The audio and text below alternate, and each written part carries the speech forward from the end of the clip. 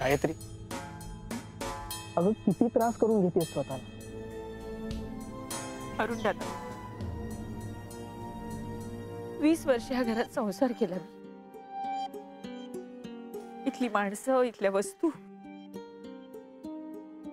सगळ्यावर मी प्रेम केलं.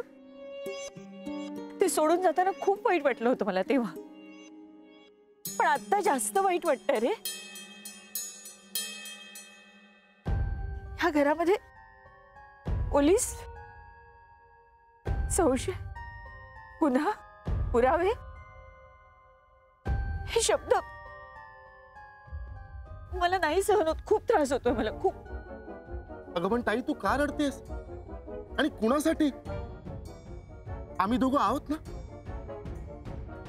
दादा, मला असं वाटतं की आपण ताईची गावाला जायची व्यवस्था केली पाहिजे. ते शक्य नाही. अरे पण पोलिसांनी सांगितलंय ना, केस सॉल्व्ह होईपर्यंत हिला इथंच थांबायला लागेल.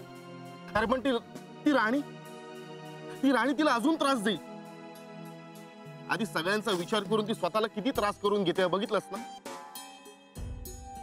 काही अगं डोळ्यातलं पाणी पुस ग. अरे डोळ्यातलं पाणी पुसता येईल, पण आठवणींचं काय करू? ते नाही विसरता येत रे. आठवणींचा त्रास होण्यापेक्षा त्या विसरण्याचा प्रयत्न केलेला बरा ना. चल आपण इथून निघूया. चल. माझा अजूनही या माणसांवर विश्वास नाही.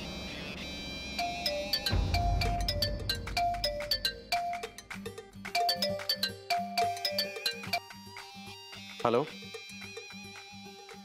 हाँ बोला. कन्फर्म है का? Okay, thank you. काय झालं? गेल्या काही दिवसापासून मला निनावी कॉल येतात. त्यातल्या काही कॉल्स लोकेशन ट्रेस झाले.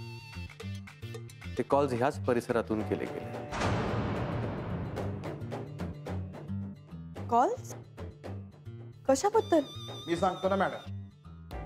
आमच्या सरांना एक फोन येतोय. तो माणूस स्वतःचं नाव सांगत नाही, धमकी देतोय, गप्पा मारतोय.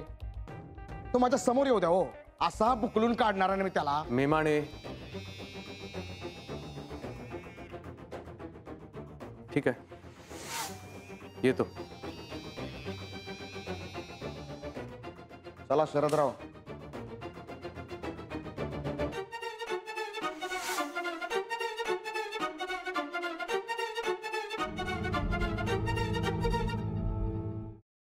सफरचंदाचे काप नीट परतल्यानंतर त्यामध्ये दालचिनी पूड आणि मध घालून पुन्हा नीट परतून घ्यावं. बटर लावलेल्या ब्रेडवर सफरचंदाचे तुकडे, बदामाचे तुकडे, टुटी फ्रुटी, डार्क चॉकलेट आणि मीठ घालून दुसरा ब्रेडचा तुकडा त्यावर ठेवून वरच्या बाजूला बटर लावून घ्यावं. एका बाउलमध्ये स्ट्रॉबेरी सिरप आणि क्रीम घालून सॉस तयार करून घ्यावा. तयार सँडविच पॅन मध्ये बटरवर ग्रिल करून घ्यावं आणि स्ट्रॉबेरी सॉस बरोबर सर्व्ह करावं.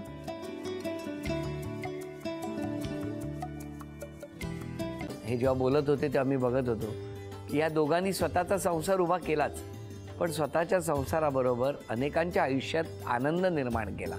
तो आनंद महत्त्वाचा. हसत राहा, आनंदी राहा असं म्हणत शुभेच्छा देऊया. आणि ही झी मराठीकडून भेटवस्तू डेव्हिड तुमच्यासाठी. अभिनंदन. आणि वहिनींना तथास्तू पुणे यांच्याकडून ही पैठणी. अभिनंदन.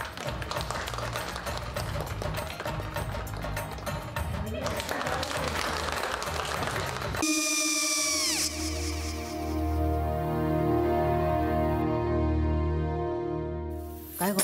हा काय झालं? काय झालं? काय आले मी निकाल लावून आली. हो पण तिची आईच काय बोलली?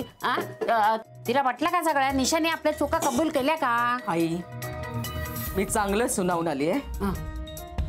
त्या तिची बाजू घेत होत्या पण मी लक्ष दिलं नाहीये.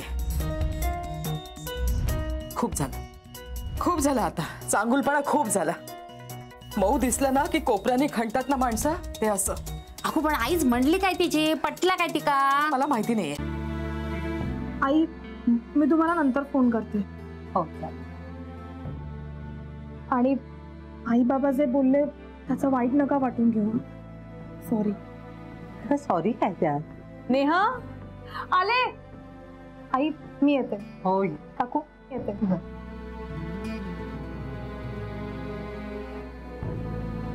सावकाश जाग. हो हो. मग काय काकू कधी उडवता लग्नाचा बार बघूया.